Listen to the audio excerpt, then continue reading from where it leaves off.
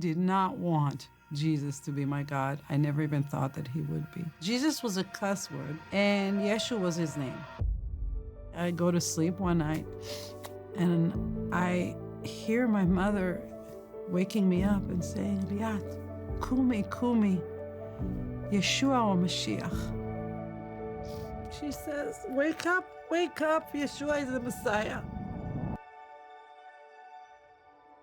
Hi, my name is Liat.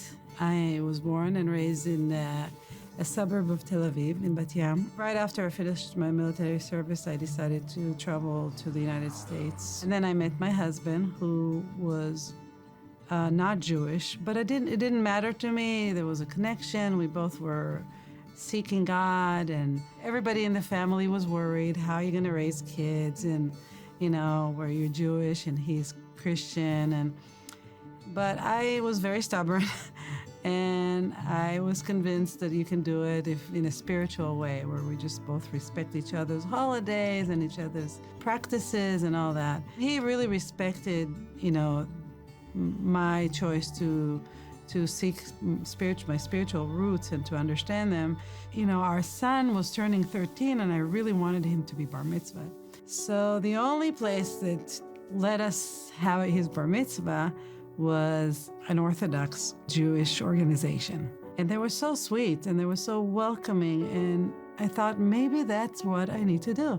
I need to become more like an Orthodox Jew, because they seem to know what they're doing. They know how to pray. They know God. The kids would go Sunday to church and Saturday to Orthodox synagogue. I started to realize at some point toward the end of this experience, there were some things that were strange. Well, first of all, I had a conversation with the head rabbis, and he told me that I have to divorce my husband.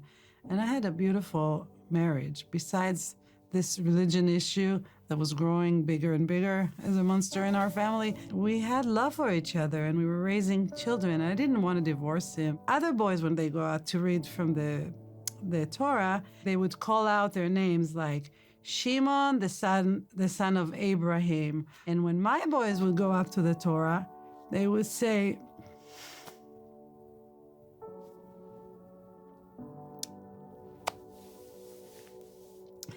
Noach Eliyahu, the son of Liat. Slowly I realized that as far as they're concerned, Greg, my husband, doesn't count as their father, and that was very hurtful. I went to Judaism to find God, and I didn't find him through all these rituals. And so I had this voice telling me, this is not God. And I love my people so much, and I wanted to belong to them so much. But I had a feeling, and I knew that I'm never going to be in a place where the father of my children is not welcomed. So I still needed God. I did not want Jesus to be my God. I never even thought that he would be. So I developed this other God. I said, okay, I'm going to have something spiritual. It would be love, justice, honesty, and beauty. I really try to convince myself that that's going to be my God. And something in me in my life was breaking while my husband is really starting to develop this big faith in Jesus. He comes to me and he tells me, Liat, I believe in the same God that you do.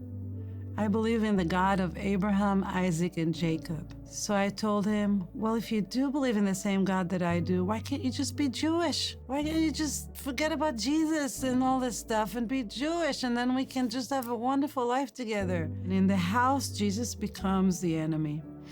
Every book that he buys or he reads, if I see it, I turn it around or I stuff it in a drawer. He starts hiding it. He's learning and reading in secret. Here I am. I'm saying the father of my children is not going to be rejected.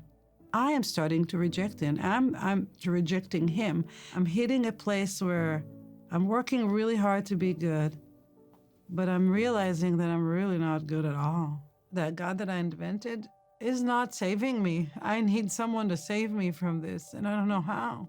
And I'm breaking down. I go to sleep one night, and I hear my mother waking me up and saying, Liat, kumi, kumi, Yeshua or Mashiach.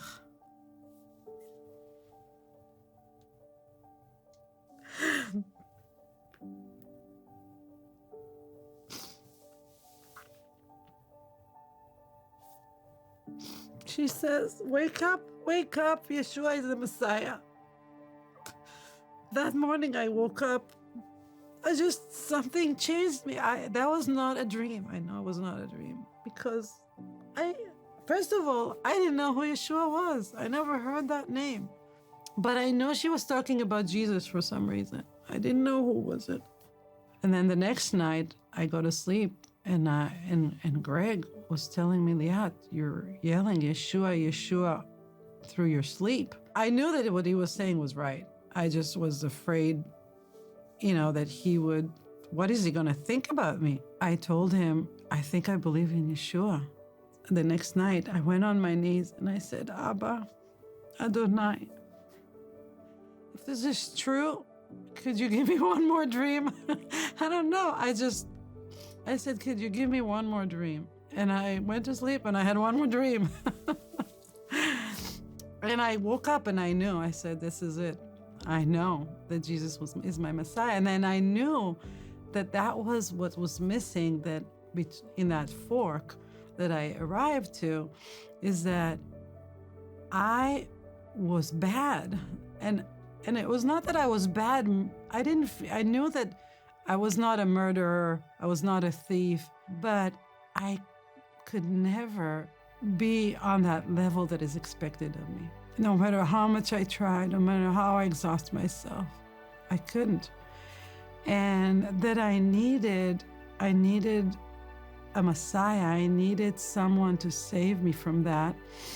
The first thing that I did, that I woke up that morning after my third dream, is I wrote in Hebrew. I went to the computer. I didn't want any American, any English-speaking person to tell me about Yeshua.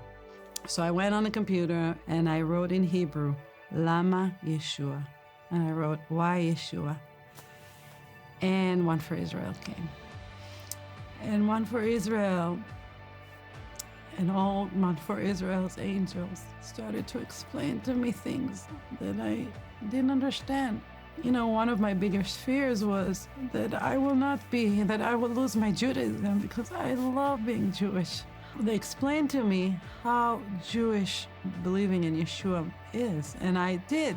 For the first time in my life, I finally felt more Jewish than I've ever felt in my life. All of a sudden, also the gap between me and my husband was gone.